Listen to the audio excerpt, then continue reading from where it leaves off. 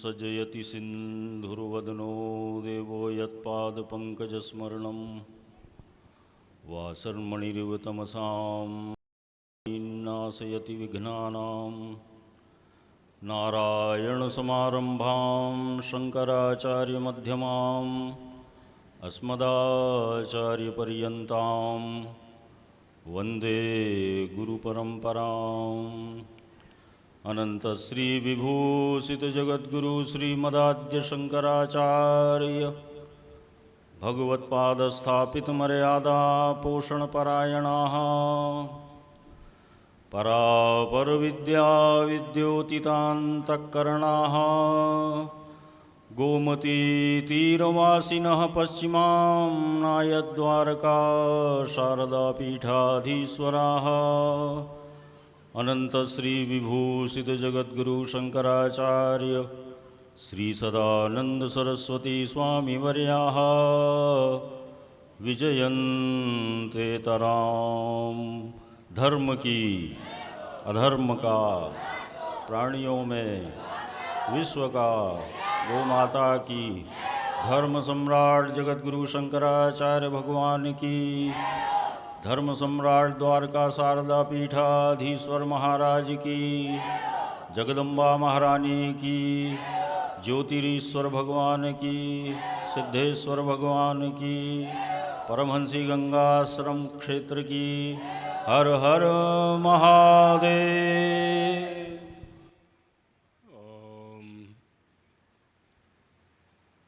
नारायणं पद्मभवं वसिष्ठं शक्तिं च तत्पुत्रपराशरं च व्यासं शुकं गौडपदं महान्तं गोविन्दयोगीन्द्रमथास्य शिष्यं श्रीशङ्कराचार्यमथास्य पद्मपादं च हस्तामलकं च शिष्यं तं तोटकं वार्तिककारमन्यान् स्मद्गुरून् सन्ततमानतोऽस्मि।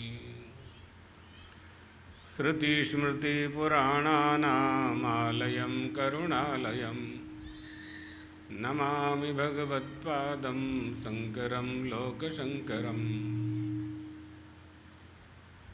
द्रौपदी शाकमासाद्यो त्रलोकी तेन तर्पिता तज्जीवब्रह्मणोरैक्यं साक्षि ब्रह्मैव नो हरिः। नमः परमहंसास्वादितचरणकमलचिन्मकरन्दाय भक्तजनमानसनिवासाय श्रीरामचन्द्राय। श्रीराम जय राम जय जय राम।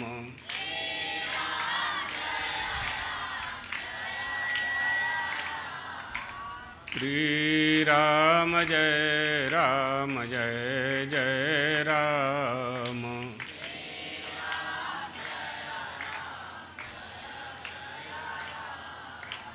श्रीराम जय राम जय जय राम।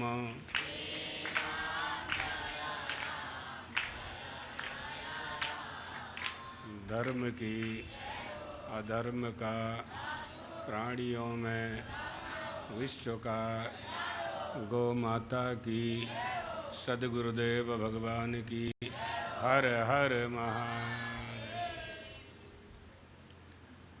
समुपस्थित यतिवृंद विद्वद्वृंद देवियों सज्जनों, अभी आपने सुना हरिकृष्ण अनिकेत शास्त्री जी से गौ माता के लिए जो अभियान प्रारंभ हुआ है। आप देखिए, ये भगवान श्री राम की कथाएं चल रही हैं 1 महीने से। वाल्मीकि रामायण, रामचरितमानस, अध्यात्म रामायण, आनंद रामायण। श्री राम जब राजा हुए तो उन्होंने कुत्ता को न्याय देने के लिए मार्ग पर दरबार लगाया। सड़क के ऊपर अपनी सिंहासन लगा करके कुत्ते को न्याय दिया। गौ माता पुकार रही है, भारत में कोई सुन नहीं रहा है। गौ माता को न्याय नहीं मिल रहा है। अंग्रेज़ों के समय नहीं मिला, कोई आशा नहीं थी उनसे, तो 78 साल से हमारी सरकारें हैं, किसी के ध्यान में ये बात नहीं आ रही है कि हमारे देश में गौ हत्या बंद होना चाहिए। मध्य प्रदेश और गुजरात में कानूनन गौ हत्या बंद है, लेकिन फिर भी लोग चोरी से उपद्रव करते रहते हैं।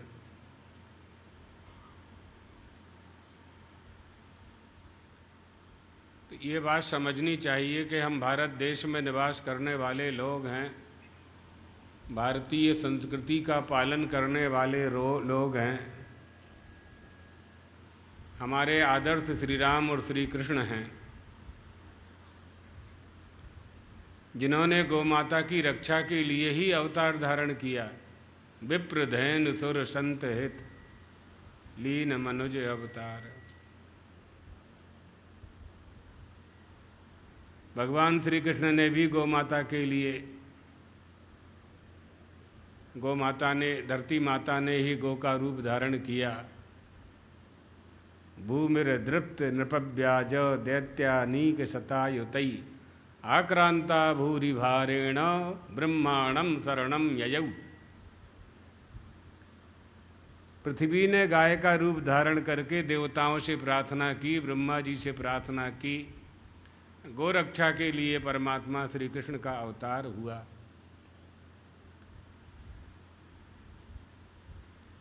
हिंदू होने का पहला लक्षण गौ माता है।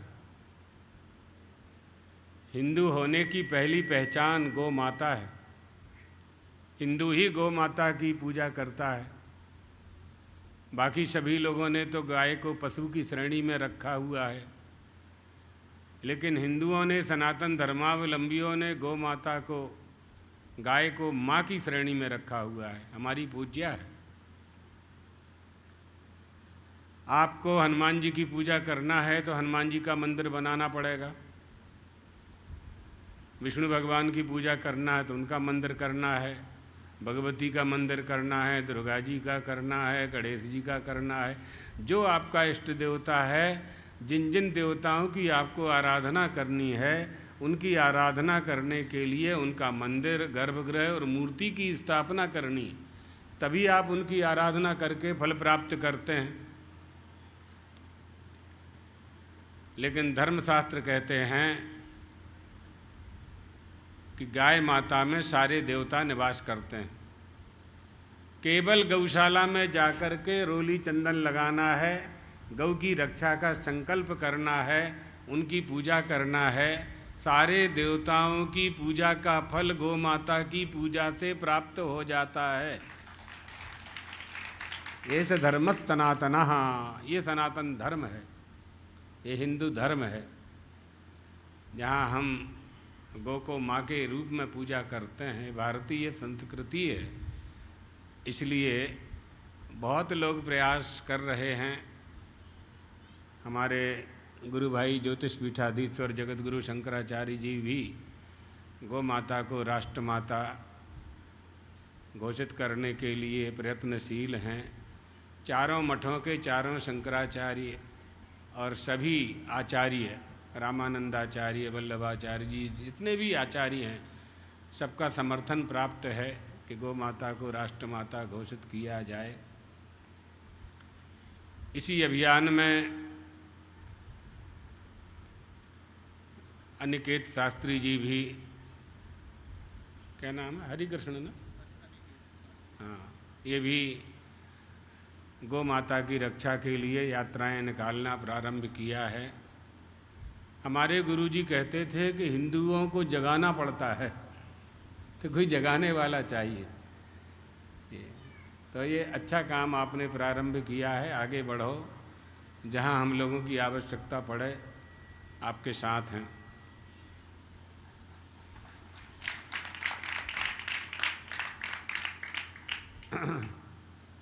भगवान ने कल की कथा जहाँ छोड़ी थी, भगवान ने सुमंत्र से कहा हमारे पिताजी को सूचना देने के लिए और उनकी रक्षा करने के लिए, हमारी माताओं को ढाढ़स बंधाने के लिए आपको अयोध्या वापस जाना है। सुमंत्र जी जाना नहीं चाहते थे, लेकिन बिना मन के बेमन से श्री राम की आज्ञा टाल नहीं सकते थे। और उनका जो संकल्प था कि अयोध्या का हित किसमें है, अयोध्या का हित श्री राम की उपस्थिति में था। श्री राम वहाँ नहीं हैं, पिता की रक्षा करना, राजा विहीन राज्य नहीं होना चाहिए। श्री राम ने एक शब्द कह दिया, मेरे पिताजी मेरे बिना बहुत दिन तक नहीं रह पाएंगे, आप जाकर के उनको धीरज बंधाओ, मैं जल्दी वापस आकर के उनका दर्शन करूंगा, करना चाहता हूँ, मेरा संदेश उनको सुनाएं। भरत जी को कहना कि प्रजा का पालन धर्म के अनुसार करेंगे, सभी माताओं का एक समान आदर करेंगे। भरत को संदेश दिया, अपनी माँ को संदेश दिया, कौशल्या माँ से कह देना कि महाराज दशरथ की सेवा में कोई कमी नहीं होने देंगी। ऐसा कह करके सुमंत्र जी को विदा किया और नाव की व्यवस्था करके गंगा के इस पार आ गए। ये सब कथाएं आपने कल श्रवण की हैं। सुमंत्र जी अयोध्या आ जाते हैं। अयोध्यावासी दौड़ करके नगर के बाहर उनका स्वागत करने के लिए जाते हैं। श्री राम के बिना रथ को देखते हैं अयोध्यावासी, सबकी आंखों से आंसू बहने लगते हैं। अयोध्यावासियों की आंखों में अश्रुधारा देख करके रथ के जो घोड़े हैं वो घोड़े भी रोने लगते हैं। श्री राम का प्रेम ही ऐसा था, प्राणी मात्र में जो निवास करते हैं, रमन्ते योगी नाम, योगियों के हृदय में निवास करते हैं, भक्तों के हृदय में निवास करते हैं, आरती जिज्ञासु अर्थार्थी सबके हृदय में निवास करने वाले हैं, जो विषी साधक हैं, सयाने हैं, सिद्ध हैं, सबके हृदय में जो निवास करते हैं। तो फिर अयोध्या वासियों की तो बात ही क्या है। श्री राम के बिना वो कैसे अपना समय व्यतीत कर रहे होंगे, कल्पना नहीं की जा सकती है। सुमंत्र जी का रथ खाली आता है, महाराज दशरथ को सूचना दी जाती है कि रथ आ रहा है, सुमंत्र आ रहे हैं। उठ कर के खड़े हो जाते हैं, गिरते पड़ते हैं, देखते हैं, रथ की तरफ देखते हैं, लेकिन श्री राम दिखाई नहीं पड़ते हैं। मूर्छित होकर के धड़ाम से धरती पर गिर जाते हैं। सुमंत्र जी और प्रजा मंत्री लोग जो थे महाराज को उठाते हैं, बिठाते हैं, सूचना देते हैं श्री राम नहीं आए।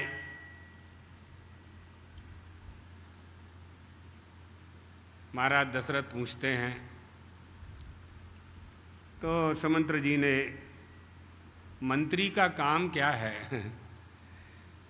राजा और राज्य, सप्तांगस्य च राज्यस्य, राज्य के जो 7 अंग होते हैं उनकी रक्षा करना और राजा के हित में वचन बोलना, ये मंत्रियों का काम होता है। उस समय सुमंत्र जी ने बड़े धैर्य के साथ राजा को सांत्वना दी। सुमंत्र जी ने देखा पूरी अयोध्या नगरी मलिन दिखाई पड़ रही है, जैसे श्रीहीन कोई घर हो जाता है, ऐसी पूरी अयोध्या ही श्रीहीन हो चुकी थी। कहीं उत्साह नहीं था, किसी के मन में कुछ करने की इच्छा नहीं होती थी। सुमंत्र के वचन सुनकर के राजा ने अश्रु बहाते हुए गदगद वाणी से कहा, सुमंत्र, होनहार बस यह बहुत बड़ी विपत्ति अयोध्या के ऊपर आई है। दीनवाणी में कहा, अकस्मात ऐसा हुआ है, तुम किसी भी तरह से श्री राम के पास मुझे ले चलो। वो नहीं आ पा रहे हैं तो मुझे ले चलो, मैं श्री राम के बिना नहीं रह पाऊंगा। एक उपकार मेरा कर दो, शीघ्रतापूर्वक राम के पास ले चलो, क्योंकि अब मैं 2 घड़ी भी जीवित नहीं रहना चाहता हूँ। यदि श्री राम को मेरे नेत्रों ने नहीं देखा तो मैं फिर यमलोक का ही दर्शन करूँगा। हा राम रामानुज हा वैदेही तपस्विनी, नमाम जानीति दुखे न प्रियमाणमनाथवत्, म्रियमाणमनाथवत्। हा राम, हे लक्ष्मण, हे राम, हे विदेह कुमारी सीता, क्या तुम्हें पता नहीं है, मेरे दुख का अनुभव तुम्हें नहीं हो रहा है क्या? मैं अनाथ हो चुका हूँ, म्रियमाण, मैं मरने वाला हूँ अब तुम्हारे वियोग में, तुम्हारे विरह में। ये सूचना आपको किसी ने नहीं दी है क्या? इस प्रकार विलाप करते हुए महाराज दशरथ सैया पर गिर पड़ते हैं। उनकी दशा देख करके कौशल्या भयभीत हो जाती है। महाराज दशरथ से कौशल्या कहती हैं कि पतिदेव, विधि का जो विधान है वो कोई टाल नहीं सकता है। मुझे समझ में नहीं आता है कि इतने यशस्वी राजा होते हुए भी आपको ये कष्ट क्यों देखना पड़ा। आपकी धार्मिकता में कोई कमी नहीं है, राज्य के संचालन में कोई त्रुटि नहीं होती थी, प्राणी मात्र में दया करने का स्वभाव आपका था, आपका है, फिर इस तरह इतना कष्ट मैं आपको मैं देख पा रही हूँ, मुझे आश्चर्य होता है। मेरा राघव, आप तो यहाँ महल में हैं और आप रो रहे हैं। मेरा राघव कंटका किरण जंगल में बिना चप्पल जूता पहने उपानहि के बिना कैसे भ्रमण कर रहे होंगे, क्या भोजन करते होंगे, क्या उनकी व्यवस्था होगी, कहाँ विश्राम करते होंगे, उनकी क्या स्थिति होगी। हम लोग तो महल में बैठे हुए हैं, वो नहीं है, ये बात सही है, लेकिन वन में उन तीनों को कितना कष्ट हो रहा था, इसकी कोई कल्पना की जा सकती है क्या? वन में भेज करके आपने बहुत बड़ा कठोर कर्म किया है। कौशल्या उलाहना दे रही, आपने श्री राम को वन में भेज करके कठोर कर्म किया है और वह कर्म आपका निंदनीय है। कौशल्या शोकाकुल हो जाती हैं, अपने पति को जो नहीं बोलना चाहिए वो बोल देती हैं श्री राम के प्रेम के कारण। इस बात को दशरथ समझ रहे। इस तरह पुत्र शोक में विलाप करते हुए महाराज दशरथ ने 5 रात्रि व्यतीत कर ली। 5 रात बीत गईं। सराजा पुत्र शोकार्तः स्मृत्वा दुष्कृतमात्मनः कौसल्यां पुत्र शोकार्त मिदम वचनमब्रवीत। इदम वचनम अब्रवीत, ऐसे वचन बोले। तापस अन्न साप सुधि आई, कौशल्य ही सब कथा सुनाई।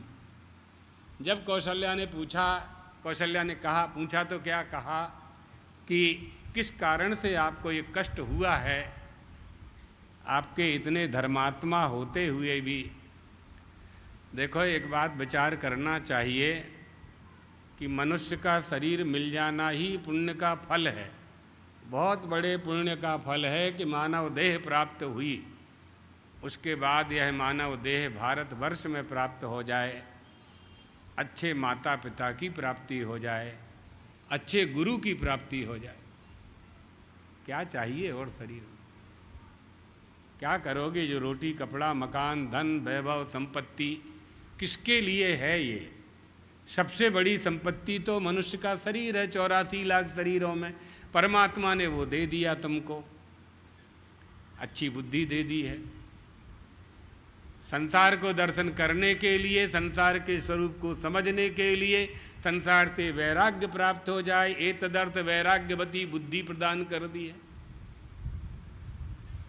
दृश्यमान जगत को देख करके कि अनविचार से रमणीय है, इससे दूर होना चाहिए, तो मंदिर जाएं, मंदिरों में जाएं, भगवान के दर्शन करें, संतों के दर्शन करें, तो 2 आँखें दे दी हैं।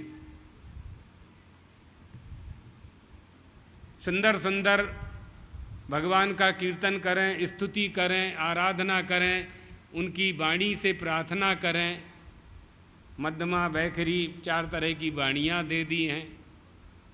जीव दे दी है, सुंदर सुंदर जीव दे दी है। तुम्हारे पूर्वजों ने, ऋषियों ने, महर्षियों ने भगवान का नाम लेने का, स्मरण करने का उपदेश दे दिया है। सुलभम भगवन नाम जिह्वा चावशवर्तनी तथापि नरकम यान्ति किमाश्चर्यम मतः परम।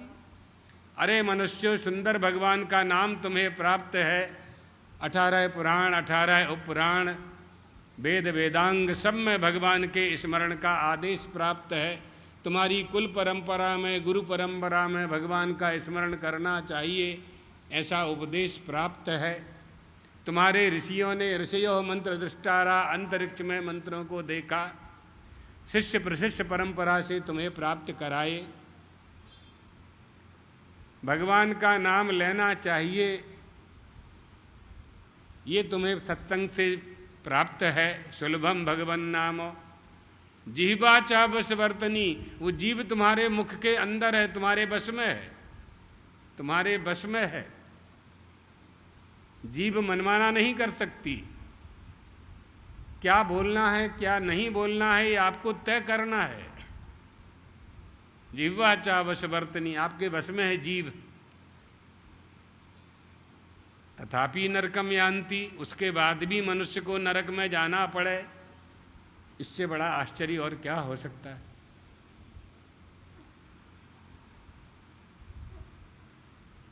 अयोध्या के नरेश थे, चक्रवर्ती राजा थे, धर्मात्मा थे, फिर ये कष्ट क्यों भोगना पड़ा।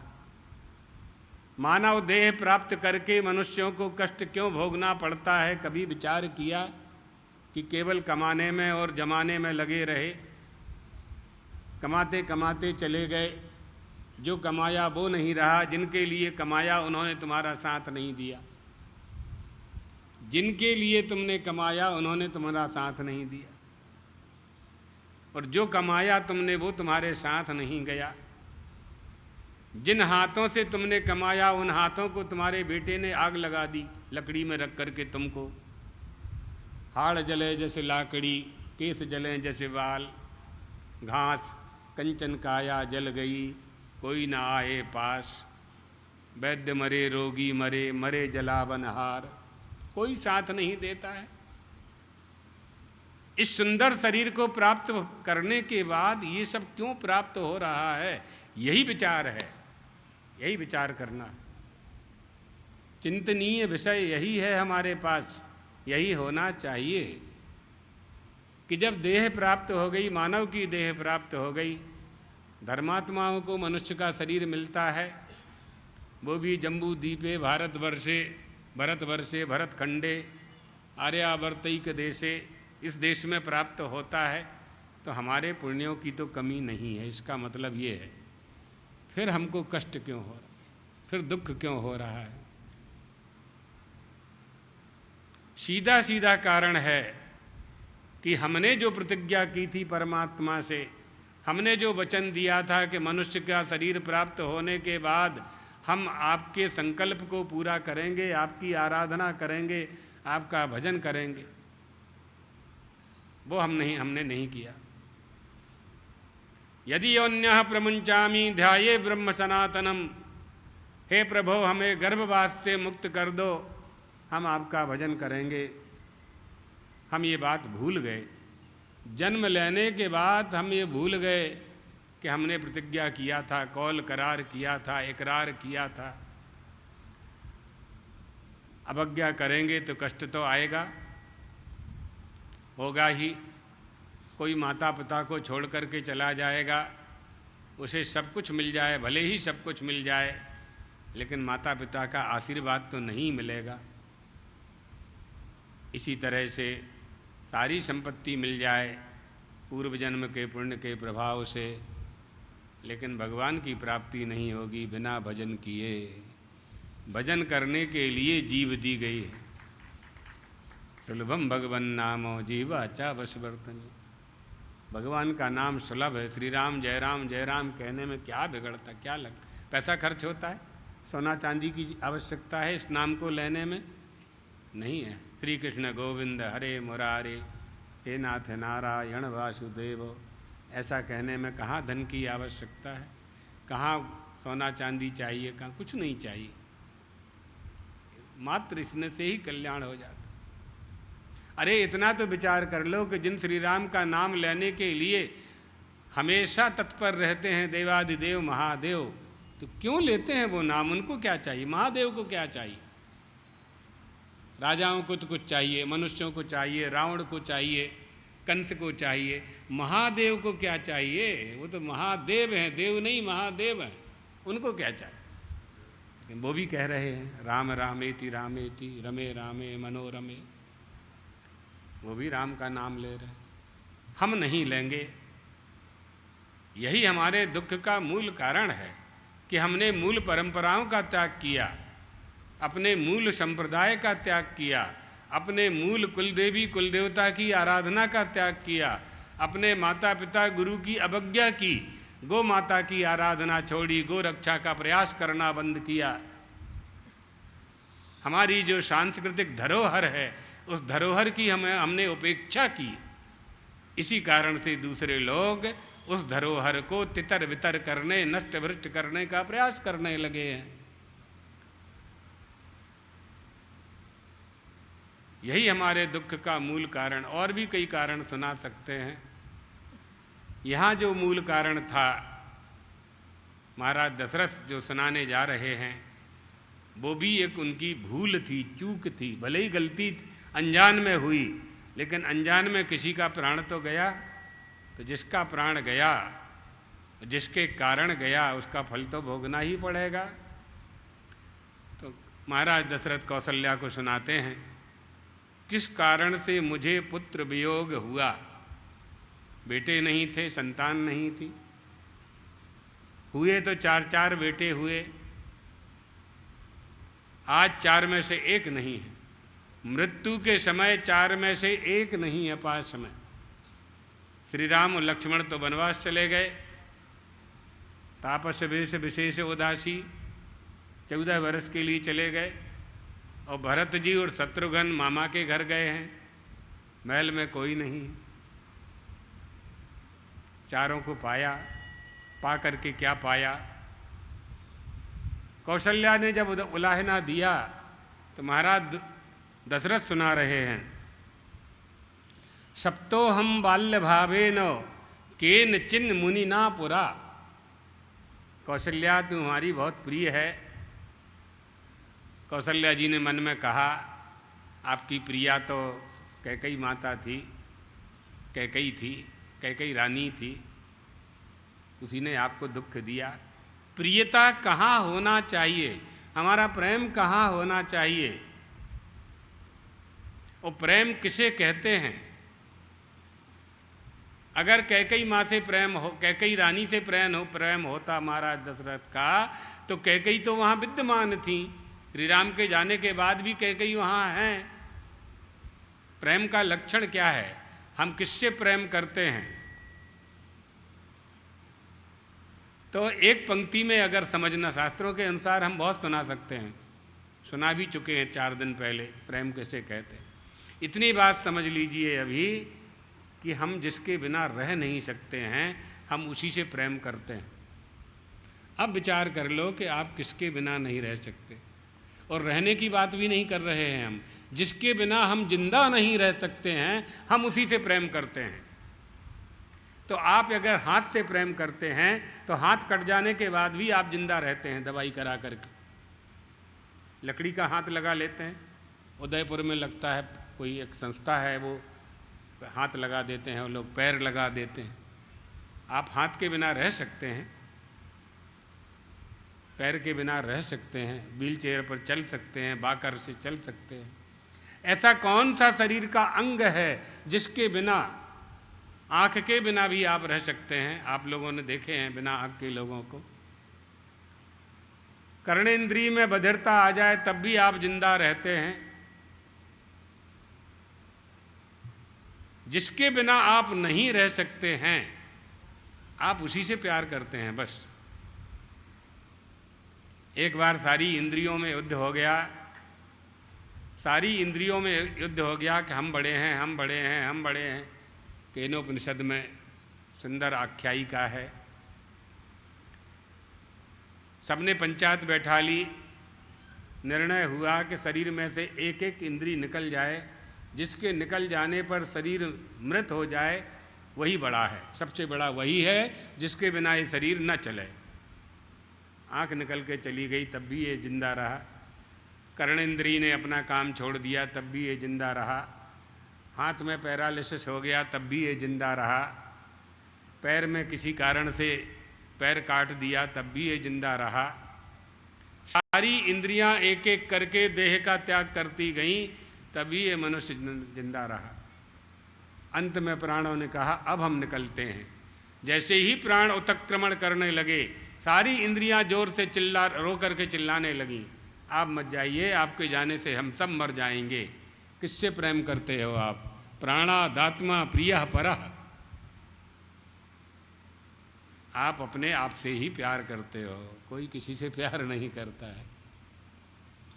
आप अपने आपा से, इससे ही प्यार करते हो बस, बाकी सबसे संबंध बनाते हो, है ना। कल रक्षाबंधन है ना, आज है कि कल? हाँ, कल बहनें राखी बांधेंगी।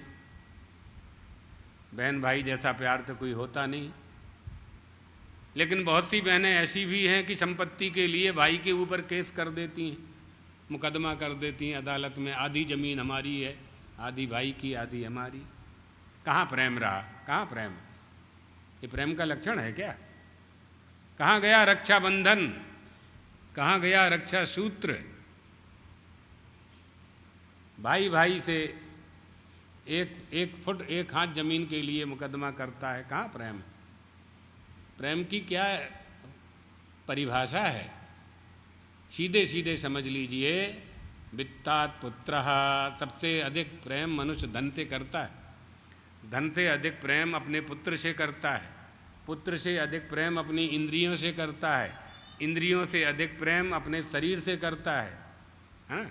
और शरीर से अधिक प्रेम अपने प्राण से करता है। प्राणादात्मा प्रियः परः। इससे सबका प्रेम अपने आत्मा से, अपने प्राण से।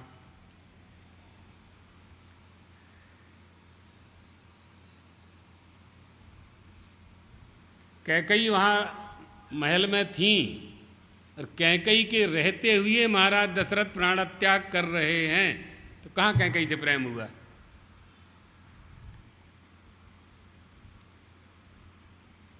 किससे प्रेम है? श्री राम से प्रेम है, तभी ना प्राणत्याग कर रहे हैं। अभी थोड़ी देर में महाराज दशरथ प्राणत्याग कर देंगे। किसके वियोग में कर रहे हैं? हम उसी से प्यार करते हैं, और वही हमारा प्रिय है, वही हमारा प्रिय है। इसलिए समझना है कि हमारी प्रियता कहाँ है, हाँ, हमारी प्रियता का मूल क्या है, ये समझ। तापस अन्न साप सुधि आई, कौशल्य ही सब कथा सुनाई। स राजा पुत्र शोकार्तः, स्मृत्वा दुष्कृत मात्मनः। राजा से जो अपराध हुआ था बाल्यावस्था में, महाराज दशरथ से जो अपराध हुआ था, श्रवण कुमार को जो तीर उन्होंने मार दिया था, उस पाप के कारण ही उन्हें पुत्र वियोग हो रहा है। कौशल्याम पुत्र शोकार्तम इदम वचन अब्रवीत। कौशल्या, किस कारण से मुझे यह दिन देखना पड़ रहा है? मैं बाल्यावस्था की एक कथा तुम्हें सुनाता हूँ, कहानी सुनाता हूँ। जो घटना मेरे साथ घटी वो बताता हूँ। ये 6वीं रात्रि थी। रोते रोते विलाप करते करते महाराज दशरथ विश्राम कक्ष में गए, लेकिन नींद कहाँ थी। कौशल्या आ गई। उन्होंने कांपते हुए हाथ जोड़ करके कौशल्या का हाथ पकड़ लिया। महाराज, इतना बड़ा राजा कैसा दीन हो गया, आप देखिए कैसा दीन हो गया, क्योंकि जो उसके पास होना चाहिए वो नहीं है। इसी का नाम तो दीनता है, इसलिए तो दीन होते हैं। हमारा सर्वाधिक प्रेम श्री राम से है और वो नहीं है हमारे पास। उन्हीं के लिए तो हमने गुरु से वरदान लिए। उन्होंने तो कहा था हो ही सुतचारी, उन्हीं के लिए पुत्रिष्टि यज्ञ किया, उन्हीं के लिए ऋष्य सिंह ऋषि को हम लाए, अश्वमेध यज्ञ किया, पुत्रिष्टि यज्ञ किया, यज्ञ नारायण भगवान ने चरु दिया, पुत्रों को पाया। लेकिन हमारे सारे पुण्यों का समूह का फल हमें प्राप्त हुआ। एक जो हमसे अपराध हो गया था, एक जो पाप हो गया था, उसका फल अब हमारे सन्मुख उपस्थित है। वो क्या अपराध हुआ था वो बताते हैं। उन्होंने कौशल्या से कहा, भद्रे, मनुष्य को अपने शुभ अशुभ कर्मों का फल भोगना पड़ता है। जो मनुष्य पेड़ काट करके, आम का पेड़ काट करके ढाक का पेड़ लगाएगा, आम का पेड़ काट करके बबूल की बोनी करेगा, उसमें बबूल की बोनी करने से आम के फल की प्राप्ति नहीं होगी। ढाक के फूल से आम का फल प्राप्त, ढाक के वृक्ष में ढाक का फूल मिलेगा, आम का फल नहीं मिलेगा। अवश्यमेव भोक्तव्यम, हमें अपने कर्मों का फल भोगना पड़ता है। कौशल्या, मैं युवा अवस्था प्राप्त नौजवान राजकुमार था, मैं धनुर्धारी था और धनुष चलाने में मुझे शब्द भेदी बाण का संधान करने की कला प्राप्त थी। मैं शब्द सुनकर के बाण चला करके लक्ष्य का भेदन कर सकता था, ये शक्ति मुझ में थी। एक दिन मैं रथ में बैठ कर के शिकार करने के लिए जंगल में गया। सरयू नदी के किनारे पहुंचा, वहाँ अंधेरा हो गया, रात्रि का समय होने लगा, मंदांधकार छा गया। नदी का जल पीने के लिए वहाँ कोई जंगली पशु नदी का पानी पीने के लिए आया करता था। उसी पशु का वध करने के लिए, शिकार करने के लिए मैं वृक्षों की ओट में छिप कर के बैठ गया। उसी समय कोई बालक वहाँ जल लेने के लिए, घड़े में जल लेने के लिए, तूंबी में जल लेने के लिए आया। उसने नदी में तूंबी को डुबाया। तूंबी में बुलबुल शब्द, जल की आवाज़ मुझे सुनाई पड़ी और मैंने यह समझा कि मेरा शिकार जल पीने के लिए आया है। तो मैंने शब्द का आश्रय लेकर के ध्वनि को मार्ग बना करके उसी ध्वनि के मार्ग पर अपना बाण छोड़ दिया और वो बाण जा कर के उस बालक को लगा। वो घायल हो गया, मूर्छित हो गया। उसकी आवाज़ आई, वो मनुष्य की आवाज़ थी। वो तपस्वी वहाँ आहत हो गया, धराशायी हो गया। मानव वाणी को सुन कर के मैं घबरा गया। उसके मुख से इतना ही निकला, अरे मुझ निरपराधी को किसने मार दिया? मैंने तुम्हारा क्या बिगाड़ा था जो तुमने मुझे बाण मारा? मैं तो ऋषि जीवन व्यतीत करने वाला बालक, माता पिता की सेवा करने वाला बालक, धर्म के मार्ग पर चलने वाला बालक। मैंने कभी जानबूझ कर के कोई अपराध नहीं किया है। मुझे याद नहीं है कि मैंने कभी किसी का अहित किया हो। मारने वाले को मुझसे क्या प्राप्त होगा? मेरा वध करके तुम्हें क्या प्राप्त होगा? मुझे अपनी मृत्यु का शोक नहीं है, मुझे अपने माता पिता की चिंता है जो प्यासे बैठे हुए हैं, जिनको जलपान कराने के लिए मैं नदी में जल लेने के लिए आया था। मेरे बिना मेरे माता पिता मेरे बिना मरेंगे और प्यासे मरेंगे, ये मुझे दुख है। मैं उनकी आज्ञा का पालन नहीं कर पाया, मैं उनकी पिपासा शांत नहीं कर पाया और मेरी मृत्यु यहाँ हो रही है। इस बात का मुझे दुख है, मेरी मृत्यु का मुझे दुख नहीं है। मैं तो ये इस बात को अच्छी तरह से जानता हूँ कि आया है तो जाएगा, राजा रंक फकीर, मरने वाले ही है, जन्म की मृत्यु ही होती है। लेकिन इस बात का मुझे दुख हो रहा है कि मेरे रहते हुए, मेरे वियोग में मेरे माता पिता प्राण त्याग कर देंगे। मैं उनको जल नहीं पिला पाया, उनकी प्यास शांत नहीं कर पाया। ये प्राण की तरंग है। क्षुधा और पिपासा ये प्राण की तरंग है। क्षुधा पिपासा प्राणस्य मनसा शोक मोह कौ जन्म मृत्यु शरीरस्य षड उर्मी रहित स्वयं। प्राण भोजन के और जल के बिना बहुत अधिक नहीं रह सकते, इसलिए मनुष्य को, प्राणी को भोजन और जल चाहिए। प्राण की तरंग है। महाराज दशरथ कह रहे, कौशल्या, तपस्वी का विलाप सुनकर के मैं घबरा गया। उस स्थान पर मैं गया और छटपटाते हुए तपस्वी को देखा। पानी का कलश उसके पास पड़ा था। मेरे बाण से घायल उसका शरीर लथपथ पड़ा हुआ था। मुझे देख कर के कहने लगा, अरे तुमने ही मेरा वध किया है क्या? तुमने मेरा वध नहीं किया, मुझ अकेले को नहीं मारा है राजन।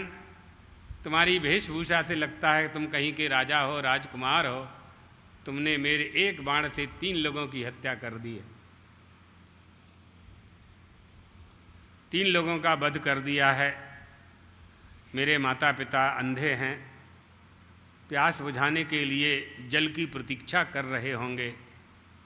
राजन, ऐसा करो, तुम शीघ्रतापूर्वक मेरे माता पिता के पास जाओ, जल लेकर के जाओ और मेरे माता पिता से सत्य सत्य बोल देना, झूठ मत बोलना। अगर झूठ बोलोगे तो उनके शाप से तुम भस्म हो जाओगे। जो घटना घटित हुई है सही सही बता देना। और पहला काम, यहाँ से जाने के पहले मेरी छाती से बाण निकाल दो, क्योंकि मुझे बहुत पीड़ा हो रही है।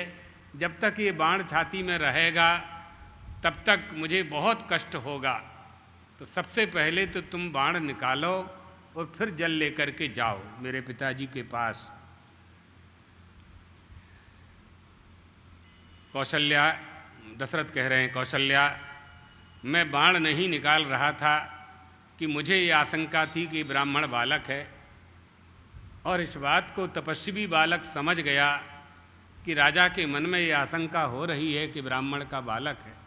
तो मेरे संदेह को उस बालक ने दूर किया और उसने कहा, राजन, तुम संकोच मत करो, तुम्हें ब्रह्म हत्या नहीं लगेगी। मैं ब्राह्मण नहीं हूँ, मैं ब्राह्मण बालक नहीं हूँ। मैंने बहुत कड़ी हिम्मत करके नेत्रों को बंद करके उस बाण को अपने हाथ से पकड़ा और खींच करके जैसे ही देह में छाती में से निकाला, उस बालक ने मेरे सामने ही प्राण त्याग कर दिया। कुछ उपाय नहीं था, मैं कुछ कर नहीं सकता था, वहाँ असहाय था। इसलिए बालक के वाक्य को उपदेश मान करके जल लेकर के वृद्ध माता पिता के पास आया। वो श्रवण कुमार नाम का बालक अपने माता पिता को तीर्थाटन कराने के लिए निकला हुआ था। जहाँ वो ठहरा था उस स्थान पर वही श्राम आश्रम था उनका। जल लेकर के मैं गया। दोनों ने वृद्ध माता पिता जो देख नहीं सकते थे, किसी के आने की आहट को सुनकर के पूछा कि बेटा, आने में इतना विलंब लगाया, तुम कहाँ थे? जल्दी जल्ला करके दो हमें, प्यास के कारण हमारे प्राण निकलने की तैयारी कर रहे हैं। लेकिन मैंने कुछ बोला नहीं, मैं चलता गया, आगे बढ़ता गया। पिता ने कहा कि बेटा तुम बोलते क्यों नहीं हो? मैंने डरते डरते कहा, मैं आपका पुत्र नहीं हूँ, मेरा नाम दशरथ है, मैं क्षत्रिय हूँ, अयोध्या में निवास करने वाला मैं राजा हूँ। शिकार करने के लिए सरयू के तट पर आया था। जंगली पशु के धोखे में मैंने शब्दभेदी बाण चला दिया है और वह बाण आपके तपस्वी पुत्र को लग गया है। वो जमीन पर गिर पड़ा है, उसकी छाती में बाण लगा। जैसे ही बाण को मैंने निकाला वो स्वर्ग चला गया है। अनजाने में मेरे द्वारा आपके पुत्र का वध हो गया है। पुत्र की मृत्यु का समाचार सुनकर के अंधे पिता ने कहा कि राजन, तुमने अपना अपराध स्वीकार कर लिया। अगर तुम अपराध स्वीकार न करते, थोड़ा सा भी झूठ बोलते, मिथ्या भाषण करते, तो तुम्हारे मस्तक के 1000 टुकड़े हो जाते। लेकिन तुमने अपराध स्वीकार कर लिया है, मृत्यु का समाचार तुमने सही सही हमको दे दिया है, हम तुम्हें क्षमा करते हैं। तुम हम दोनों को हमारे पुत्र के शरीर के पास ले चलो, जहाँ हमारा पुत्र मृत्यु प्राप्त करके पड़ा हुआ है, हम उसका दर्शन करना चाहते हैं। कौशल्या, मैं उन दोनों को उनके बेटे के पास ले गया। उन दोनों ने उसके शरीर का, अपने बालक के शरीर का स्पर्श किया। करुण विलाप, आप सुन नहीं सकते ऐसे विलाप का वर्णन वाल्मीकि जी ने किया है। करुण विलाप दोनों ने किया, तरह तरह की बातें की। बेटा तुम बोलते नहीं हो, हमको जल नहीं पिलाते हो, हमको प्रणाम नहीं करते हो, धरती पर क्यों पड़े हो, क्या कारण है? अब हम किसके मुख से शास्त्र की चर्चा सुनेंगे? तुम प्रतिदिन हमको कथाएं सुनाया करते थे, वो कथाएं अब हमको कौन सुनाया करेगा? तरह तरह का विलाप दोनों करने लगे। माता पिता, बेटा तुम्हारी यह तपस्विनी माता अंधी है और बूढ़ी है, हम भी अंधे हैं, अब हम दोनों का भरण पोषण कौन करेगा? बड़ा दीन भाव हो करके श्रवण कुमार के पिताजी विलाप करने लगे। उस समय धर्मज्ञ मुनि कुमार ने अपने पुण्य के प्रभाव से दिव्य स्वरूप धारण किया। इंद्र के पास स्वर्ग जाने लगे। मुनि ने महाराज दशरथ और राजा से कहा, पुत्र व्यसनजम दुखम यदे तन्मम सांप्रतम एवं तुम पुत्र शोकेन राजन कालम करिष्यति तत्र वृद्धा पितामह तय्यमेवं भविष्यति पुत्र शोकेन मरणम प्राप्त से वचनम मम। राजन, इस समय पुत्र वियोग के कारण जैसा हमें कष्ट हो रहा है, तुम्हें भी मृत्यु के समय पुत्र वियोग के कारण ही तुम्हारी मृत्यु होगी और ऐसा ही कष्ट तुम्हें प्राप्त होगा। पुत्र शोक के कारण ही तुम काल के गाल में जाओगे।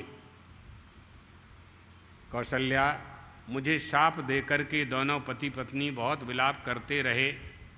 फिर दोनों ने अपने पुत्र की अग्नि संस्कार के लिए कहा। लकड़ियाँ एकत्रित की गईं और उस पुत्र का अग्नि संस्कार हुआ। उन दोनों ने भी जलती हुई चिता में अपने शरीर का, माता पिता ने भी त्याग कर दिया, अपना शरीर छोड़ दिया। मतलब उदार महात्मा का शाप रूपी वचन इस समय मेरे पास, शाप रूपी वचन इस समय मेरे पास शाप का फल देने, मेरे पाप का फल देने के लिए मेरे सामने उपस्थित है। मैं देख रहा हूँ कि अब मैं प्राणों की रक्षा नहीं कर पाऊँगा। इस शरीर में जो प्राण हैं वो निकलने वाले हैं, जाने वाले हैं। मैं पुत्र शोक में ही प्राण त्याग करूँगा। कौशल्या, मुझे स्मरण आ रहा है उन तपस्वी माता पिता ने और पुत्र के वियोग में उन्होंने प्राण त्याग किया था। मेरी भी वही स्थिति यहाँ निर्मित हो चुकी है। इस समय युवराज पद लेकर मैं बच जाऊँगा। कोई भी अपने दुष्ट पुत्र का त्याग नहीं करता है, लेकिन मैंने त्याग किया, मैंने पुत्र का त्याग किया। ऐसे पुत्र का त्याग किया जो धर्मात्मा था, परमात्मा था, ऐसे पुत्र का मैंने त्याग कर दिया। मैं चेतनाहीन होते जा रहा हूँ, चेतनाहीन होते जा रहा हूँ। ऐसा कह कर के मूर्छित होकर के महाराज दशरथ बिस्तर से नीचे गिर जाते हैं। मनुष्य जो पाप करता है, कायक, वाचिक, मानसिक, 3 तरह के पाप करता है। शरीर का काम है पूजा करना, वाणी का काम है जप करना, मन का काम है चिंतन करना, श्रवण, मनन और निधिध्यासन ये होते हैं। कर्णेंद्रिय श्रवण करती है, मन में मनन होता है, जो श्रवण किया है अनुचिंतनम मननम, बार बार उसका अनुचिंतन कर। फिर उसी का निधिध्यासन हो जाता है। सजातीय विजातीय सुगत प्रत्ययों का वेदत्रय से ऊपर उठ करके निधिध्यासन होता है। इसलिए मन के द्वारा, वाणी के द्वारा कर्म के फल शरीर को प्राप्त होते हैं, और उन शरीर के उन कर्मों के फल से मनुष्य को फिर शरीर की प्राप्ति होती है।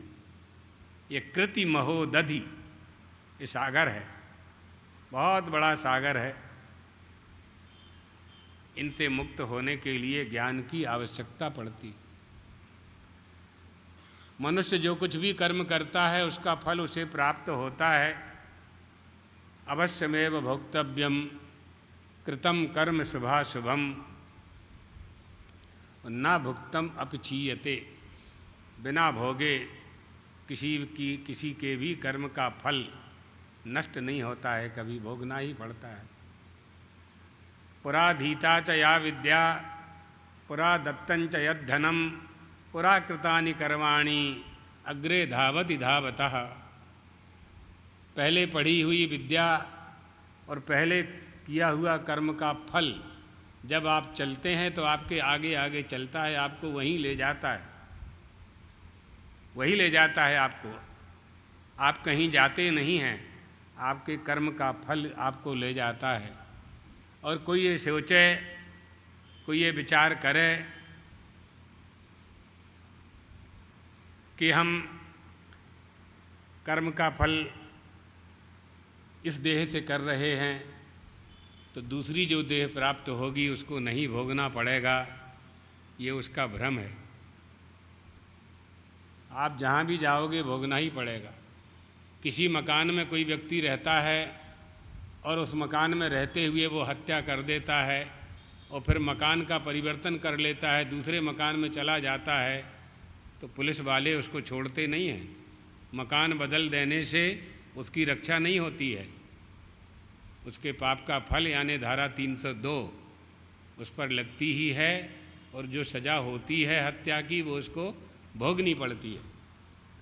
इसी तरह से इस शरीर से जो पाप किया और मृत्यु के बाद तुमने दूसरा शरीर पाया तो उस शरीर को पिछले किए गए शरीर का फल भोगना ही पड़ेगा। पूर्व जन्मान भूतार्था स्मरणान मृग शावका जननी स्तन्यपानाय स्वयमेव प्रवर्तते। जिस तरह से बछड़ा गाय का दूध पीता है तो दूध पीना उसका संस्कार है, वो उसे अपने आप संस्कार से प्राप्त हो जाता है, क्योंकि पिछले जन्मों में भी उसको दूध पीने का, माँ का दूध पीने का अभ्यास बना हुआ है। इसी तरह से कर्म का फल, जैसे दूध पीने का संस्कार गाय के बछड़े को कोई सिखाता नहीं है कि तुमको ऐसे दूध पीना है।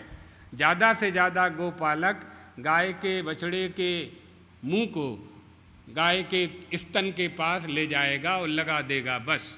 लेकिन दूध को आकर्षित करने का जो संस्कार है और जो मुंह चलाना है उसको, वो तो गाय के बछड़े को पिछले जन्म के संस्कार से ही आया है ना। कोई कॉलेज में गया कि गाय का दूध कैसे पिया जाता है, माँ का दूध, माँ का स्तनपान कैसे किया जाता है, किसी स्कूल में पढ़ाया जाता है क्या? एक दिन का बच्चा, 1 घंटे का बच्चा कैसे सीख जाता है? तो पूर्व जन्मान भूतार्थ स्मरणान मृग शावका। आप कहीं भी चले जाएंगे, आपका कर्म का फल आपको वहीं मिलेगा जहां आप गए हैं। गच्छन्ति चांतरिक्षे वा प्रविशन्ति मही तले। धरती में घुस जाओगे, पाताल में चले जाओगे, तब भी भोगना पड़ेगा। धारयन्ति दिशा सर्वा ना दत्तम उपलभ्यते। इसी तरह से आपने जो अच्छा किया है वो आपको प्राप्त हो करके रहेगा, और जो गलत काम किया है, जो नहीं करना चाहिए वो किया है, उसका फल भी आपको भोगना ही पड़ेगा। कर्म फल सामने रख करके परमात्मा आपको जन्म देता है। आपके कर्मों को फल को सामने रख करके परमात्मा आपको माँ का गर्भ देता है। आप किस माँ के बेटे बनोगे आपको मालूम था? माँ को मालूम था कि हमारे गर्भ में 9 महीने से जो पल रहा है वो हमारे गर्भ में आने के पहले क्या था, कहाँ था, कैसा था? नहीं मालूम था। न माँ को मालूम, न बेटे को मालूम, और दोनों काम हो रहे हैं। कौन कर रहा है? कौन कर रहा है ये? आप कहेंगे कि ईश्वर कर रहा है ना।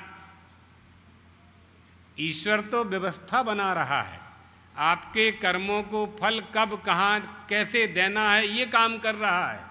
लेकिन जो आपको मिल रहा है वो आपके किए हुए कर्म का फल ही है। ईश्वर केवल कर्म फल प्रदान करता है, बस फल देता है। वो कब देता है? जब आप करते हो। अगर आप ना करें, कुछ भी ना करें, आप बिल्कुल कुछ ना करें, सर्व कर्म त्याग कर दें, तो ब्रह्मज्ञानी हो जाएंगे। लेकिन बिना किए आपका मन मानता नहीं है। सन्यासी जो हो गए हैं वो भी काम करते हैं, वो भी 23.5 घंटे के मालिक हैं, लेकिन आधा घंटे के वो भी पराधीन हैं। भिक्षा मांगने उनको जाना ही पड़ेगा, तो प्राणों की रक्षा करना भी काम है।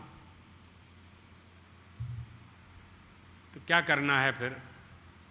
क्या करना? सब कुछ करते हुए ऐसा ज्ञान प्राप्त करना है कि जगत के जाल से मोह न रहे, विमुक्त हो जाएं, जगत के जाल से मुक्त हो जाएं, काम क्रोध लोभ मोह मद मत्सर से मुक्त हो जाएं। ऐसा प्रयास करना है, वो कर सकते हैं। जब तक हम काम करते रहेंगे तब तक काम किए हुए का फल पाएंगे। जब हम विवाह करेंगे तो बेटा बेटी को पाएंगे, बेटा बेटियों के लिए उदर पोषण की तैयारी करेंगे, मकान बनाएंगे तो झाड़ू लगाने की आवश्यकता पड़ेगी, संतान को जन्म देंगे तो उनके भरण पोषण की जिम्मेदारी आपकी है, पत्नी को लाएंगे तो उसकी व्यवस्था करने की जिम्मेदारी आपकी है। इसी सब में जब आप आसक्त हो जाएंगे तो परमात्मा में जो प्रेम होना चाहिए था वो प्रेम नहीं हो सकता है। विहाय कामान्यः सर्वान् पुमश्चरति यो नरः निर्ममो निरहंकारः। जब तक ममता रहेगी, ममता रहित जब तक नहीं होंगे और अहंकार रहित नहीं होंगे, तब तक उस परमात्मा की प्राप्ति नहीं हो सकती। अब आपके मन में आएगा कि क्या हम ये न करें, विवाह न करें, गृहस्थाश्रम में न जाएं।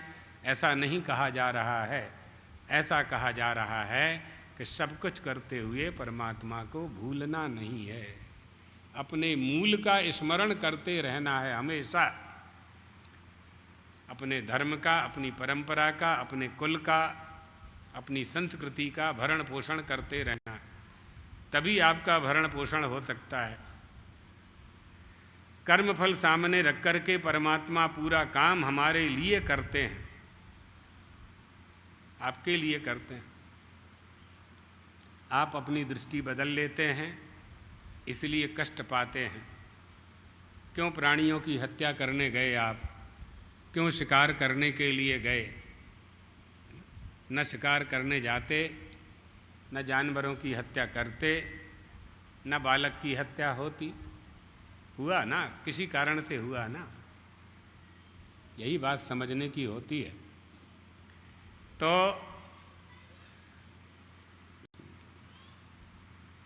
हमारी जो शिक्षा है, भारतीय जो शिक्षा है, उस शिक्षा में पूर्व जन्म का सिद्धांत है, पुनर्जन्म का सिद्धांत है। पुनर्जन्मनि दृढ़ाशया। पुनर्जन्म में जो विश्वास रखता है वो हिंदू है। जो गौ माता की सेवा करता है वो हिंदू है। जिसका ओंकार मूल मंत्र है वो हिंदू है। जो माता पिता और गुरु की सेवा देवता मान करके करता है वो हिंदू है। ये हिंदू होने का लक्षण है। मनमाना नहीं चलता हमारे यहाँ। तो महाराज दशरथ ये कहानी सुना रहे हैं कौशल्या माता को। इस कारण से मुझे ये दिन देखना पड़ रहा है आज। पुत्र वियोग। हा राघव महाबाहो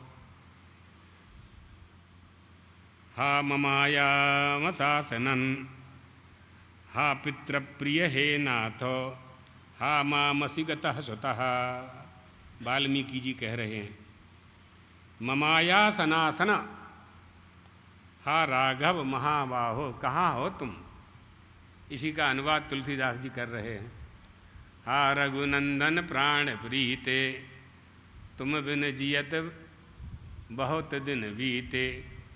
आपके बिन रहते कितने बहुत दिन कह रहे हैं, बहुत दिन कह रहे हैं, हुए ही 5-6 दिन। अपना प्रिय जब जाता है कहीं, प्रेमी कहीं जाता है तो ऐसा लगता है कि बहुत दिन से नहीं मिला, जबकि 2 दिन पहले ही मिल के गया था। ये मनुष्य का स्वभाव है। हा राम पुत्र हा सीते हा लक्ष्मण गुणा करो, बदन्नेवं दशरथः प्राणस्त्यक्त्वा दिवंगतः, सोऽपि राजा राघवेति जपत्वं जीवितं जहौ। मेरे कष्टों को दूर करने वाले श्री राम,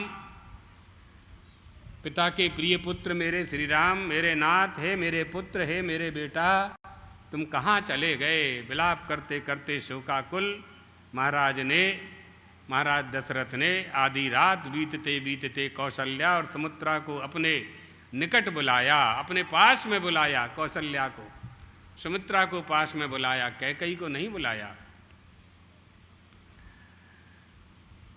राम राम कही राम कही, राम राम कही राम, तनु परिहरि रघुवर विरह्यो, राव गयउ सुरधाम।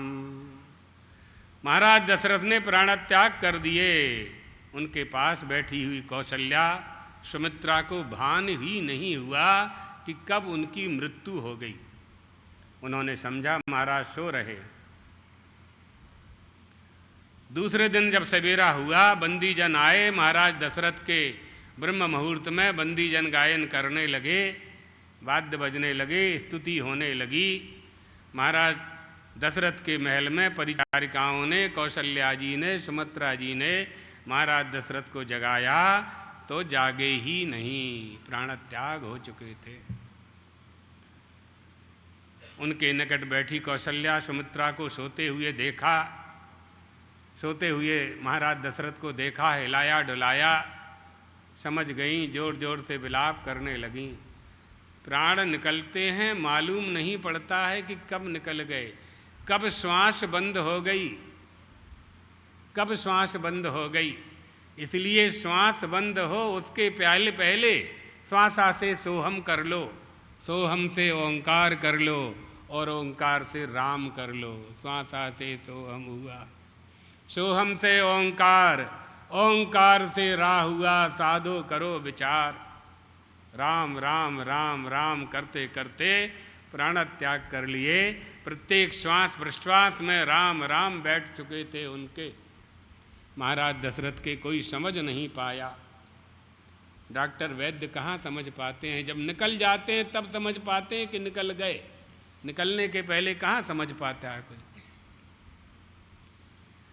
स्तुति होने लगी, महाराज नहीं उठे। उनके विलाप को सुनकर के, रानियों के विलाप को सुन करके सारा महल समझ गया कि महाराज दशरथ ने प्राण त्याग कर दिए। कौशल्या दशरथ का सिर गोदी में रख कर के विलाप करने लगी। कैकेयी को कहने लगी, अब तुम्हारी इच्छा पूरी हो गई, अब तुम बिना खटके से राज्य का भोग करना। राम तुम्हें छोड़ कर के वन में चले गए, मेरे स्वामी पतिदेव स्वर्गवासी हो गए। राजा दशरथ के शव से लिपट कर के कौशल्या सौमित्रा विलाप करने लगी। मंत्री लोग आ गए, वशिष्ठ जी आ गए, सुमंत्र आ गए। सभी लोगों ने, कर्म की गति, धर्म का अनुमान बहुत कठिन है, इसको समझना। कर्माण्यत्र प्रधानानि सम्यक ऋक्षे शुभ ग्रहे, वशिष्ठकृत लग्ने पी जानकी दुख भाजनम। जानकी जी का विवाह किसने कराया था? वशिष्ठ जी ने कराया था, सतानंद जी ने कराया था, विश्वामित्र जी की उपस्थिति में हुआ था। महाराज दशरथ स्वयं बैठे हुए थे, राजा जनक बैठे हुए थे, भूमि कन्या सीता जी से विवाह हुआ था। वशिष्ठकृत लग्ने पी जानकी दुख भाजनम। फिर भी जानकी माता को 14 वर्ष तक जंगल में भटकना पड़ा। क्या मुहूर्त था, क्या लग्न थी, क्या ग्रह थे, क्या नक्षत्र थे, कौन सी योगिनी थी। गणेश जी का पूजा हुआ था, अग्नि को साक्षी बना करके विवाह हुआ था। बहुत कठिन है विधि के विधान को समझना। उन्हीं की समझ में आता है जो समझाने वाले को समझता है कि वो चला रहा है। भ्रामयन सर्वभूतानि यंत्रारूढ़ानि मायया, वही समझ पाता। जानत तुम्ही हुई जाई, वो जिसको जना देता है वही जान लेता है। इसलिए भैया खूब आनंद के साथ परमेश्वर के प्रति, परमात्मा के प्रति, अपने इष्ट देवता के प्रति पूर्ण श्रद्धा के साथ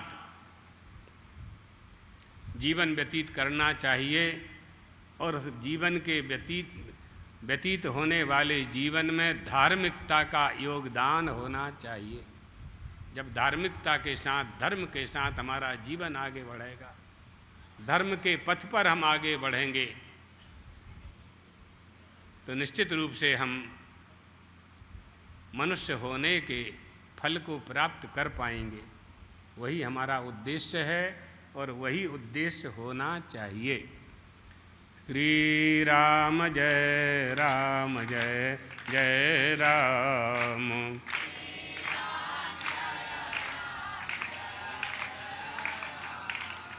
श्री राम जय राम, जय जय राम।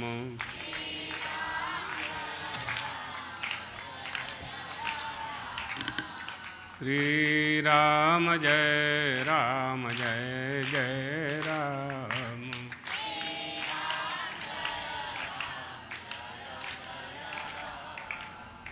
द्वारकाधीश भगवान की, आनंद कंद भगवान रामचंद्र की, सद्गुरुदेव भगवान की। हर हर